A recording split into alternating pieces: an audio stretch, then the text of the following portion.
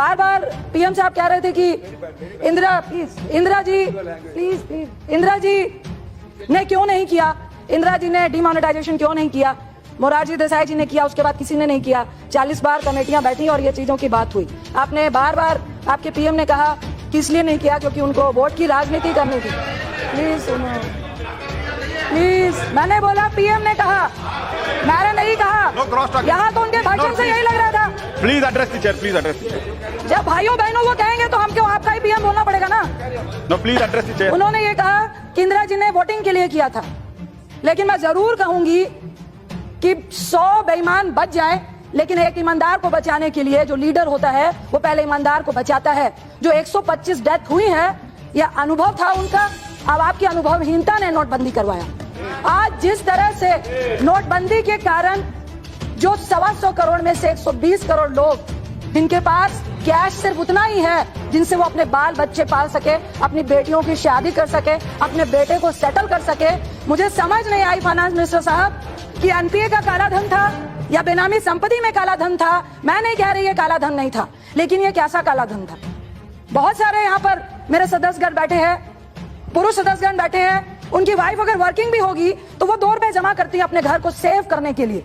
2008 में मनमोहन सिंह जी ने अपने देश की आर्थिक स्थिति को तभी मजबूत रख पाए थे क्योंकि उन्होंने ये कहा था कि हमारे हर व्यक्ति के पास कैश होता है, और ये वो काला धन और वो क्राइम वाला काला धन नहीं है। वैसे ही एक घर में जब एक पति कहता है कि मेरा बिजनेस ठप हो गया है, मेरे को घर गिरवी रखना पड़ेगा, तो पत्नी या माँ के रूप में एक महिला कहती है कि मेरे पास तुम्हारे ही पैसे चुराए हुए हैं, फिक्र नहीं करो, घर बच जाएगा। तो क्या वो काला धन था? मैं आपसे पूछती हूँ, हमारे देश में एक बहुत बड़ी कुरीति है दहेज। एक 10,000 कमाने वाला व्यक्ति एक टीचर से अपने बेटी का ब्याह करता है, खासकर यूपी, बिहार में, बंगाल में, तो कहता है भैया मेरे को 10 लाख देने हैं। मैं मोदी जी से रिक्वेस्ट करूंगी कि हम तो सारी पेमेंट चेक में डाल देंगे, महिलाओं ने भी डाल दी है, क्या प्रधानमंत्री और आपकी गवर्नमेंट जब तिलक लगता है तो वो चेक देंगे क्या? उस लड़के को देंगे क्या? उस बेटी की शादी कराएंगे क्या? अगर नहीं करा सकते तो कोई राइट नहीं था। अगर आप कुरीतियों को खत्म नहीं कर सकते तो सिर्फ एग्जाम्पल दूंगी, इंदिरा जी ने वोटिंग के लिए नहीं, आपने वोटिंग के लिए क्यों किया? 15 लाख स्विस बैंक से तो आए नहीं, तो अब क्या करें? आपकी तो जुमलों की सरकार है, तो उसको कैसे खत्म करें? तो ऐसा करते हैं, खेत में आग लगा देते हैं। कैसे? 125 करोड़ एक खेत में, जब खेती गंदे नाले के पानी से खराब हो रही होती है तो किसान क्या करता है? मेड़ काटता है और गंदे नाले के जो नाला है उसको बंद करता है। आपने क्या किया? गंदे नाले को, पानी को बंद कर देंगे तो फाइनेंस कहां से होगा? में पैसा कहां से देगा? पैसा कहां से देगा? अंदर दिया। लेकिन लोगों को तो बताना है कि हम काला धन लाने के प्रयास में हैं। तो पूरे देश को, प्लीज सुनो, पूरे देश को लाइनों में खड़ा कर दो और फिर एक बार लोगों को मूर्ख बनाओ। प्लीज 2 मिनट और प्लीज लोगों को गुमराह करो कि देखो हम तो काला धन लाने का प्रयास कर रहे हैं, इसलिए stand up India, but where? लाइनों में खड़े हो जाओ, सुसाइड कर लो, और हमारा मंत्री कहेगा यही चोर है जो लाइनों में खड़े हैं। ये मैं नहीं कह रही, आपके मिनिस्टर ने कहा। मैं आपसे पूछती हूँ, दर्जी के पास आप कपड़े सिलाने जाते हैं तो दर्जी क्या करता है? पहले नाप लेता है या कपड़े सिल देता है? दर्जी पहले नाप लेता है फिर कपड़े सिलता है। आपने पहले नोटबंदी की, फिर एटीएम का नाप लेते फिर रहे थे, इसलिए लोग लाइनों में खड़े हुए थे। मैं अपना नहीं, जो अर्थशास्त्री है उनका एग्जाम्पल देती हूँ। उन्होंने कहा कि आपके सामने जो काला धन था इसको हम भी एक्सेप्ट करते हैं, लेकिन आपकी आंखों के सामने उन्होंने बैंक में अपना काला धन डाल दिया, जो कम से कम ब्लैक मनी कहलाता था, आज वो व्हाइट मनी कहला रहा है। कैसे? बड़े उद्योगपति, 2000 एम्प्लॉइज हैं। शायद मैं बहुत पढ़ी लिखी नहीं हूं, मुझे समझ नहीं आ रहा, लेकिन लोग ये कह रहे हैं और ये फैक्ट है। और प्रोफेसर अरुण जी ने भी कहा कि उन्होंने 6 मंथ की तनख्वाह दे दी अपने एम्प्लॉइज को।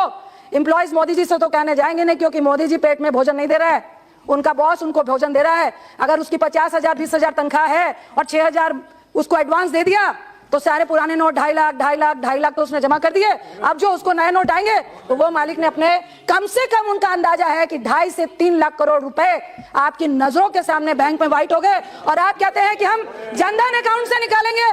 मैं पूछती हूँ कैसे निकालेंगे? मैंने भी 2 लाख जमा किए, क्या कर लोगे?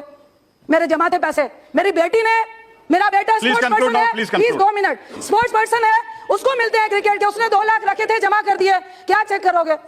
जनधन अकाउंट की बात करता हूं, मैं एक एग्जांपल देती हूं फाइनेंस मिनिस्टर साहब। मुझे एक व्यक्ति ने गांव के कहा कि मेरे पास एक व्यक्ति 1 करोड़ लेके आया और कहा कि भाई गांव के मुखिया को कि 1 करोड़ वाइट करना है, 80 मुझे दे देना, 20 को सेट कर दो। सारे गांव के लोग बैठ गए, कहा भाई ऐसी बात है कि 20 लाख हम लोग को मिल जाएंगे और 80 उनको देना है। सारा गांव मान गया, क्योंकि मिनिस्टर साहब गांव के लोग बेईमान नहीं होते। और जब इतना करप्शन है तो लोग कहते हैं भैया मुझे जनधन में 5,000 मिल रहा है, 80 लाख निकाल के दे देंगे, 20 लाख हम सब बांट लेंगे। तो जनधन अकाउंट में भी ऐसे वाइट हो गया और आप कुछ नहीं कर पाओगे। आप कह रहे हो टैक्स पदाधिकारी 18 लाख बैंक को, 18 लाख बैंक को, 18 लाख बैंक के अकाउंट्स की जानकारी आप लोगे, लेकिन उद्योगपतियों के और बैंकों की ऑडिट आप नहीं करेंगे। आपके पास तो इतने कर्मचारी नहीं है। आपने नए तरीके के 2 भ्रष्टाचार दिखाए, एक बैंक भ्रष्टाचार और दूसरा ये जो अब आप इनकम टैक्स के जो इंस्पेक्टर राज को शुरू कर रहे हैं, ये सिर्फ लोगों को त्राहिमाम करना है। मेरा लास्ट में सिर्फ प्रश्न है एक मंत्री जी से कि प्रधानमंत्री, मंत्री जी, फाइनेंस मिनिस्टर का मुझे नहीं लगता ये डिसीजन था, ना ही आरबीआई गवर्नर का था, क्योंकि आरबीआई गवर्नर का भी काम उस दिन पीएम ने कहा था, आरबीआई गवर्नर ने किया था जो अनाउंसमेंट आरबीआई गवर्नर करता है। फाइनेंस मिनिस्टर का भी जो बजट की स्टेटमेंट थी वो सब 31 दिसंबर को दे दी थी। मैं तो सिर्फ ये कहूंगी कि ये जिसने भी किया सिर्फ इतना बता दीजिए कि काला धन आया, फेक करेंसी आई, करप्शन क्या ब्लॉक से खत्म हो गया? क्या पुलिस वाला गाड़ी पकड़ता है तो घूस लेनी बंद हो गई? ये नोटबंदी से कैसे बंद हुआ ये मुझे समझ नहीं आया। मैं आपसे पूछती हूँ, आपने जब वो नहीं लगा, 1 मिनट लूंगी, digital payment please conclude, please conclude कर लो, half minute. JP Morgan world का नंबर 1 बैंक है, 2000 करोड़ रुपीस खर्चता है अपनी सिक्योरिटी पे। उनके 3 साल पहले बैंक हैक हो गए। हमारे पास साइबर सिक्योरिटी के लिए आपके पास क्या प्लान है? साइबर कोड बैठिए, कृपया बैठिए आप। Please sit down, you please address the chair. Please half minute, Ranjeet Ranjan ji please address the chair, please only half minute. आपके पास साइबर सिक्योरिटी के लिए क्या प्लान है? आपके पास साइबर कोर्ट में हमारे पास जज नहीं है, क्या प्लान है? बैंक के सर्कुलर में अगर आपका एटीएम हैक होता है और आपके पैसे कोई निकाल के ले जाता है तो बैंक उसका जिम्मेदार 90% तक नहीं है, तो उसकी क्या प्लानिंग है?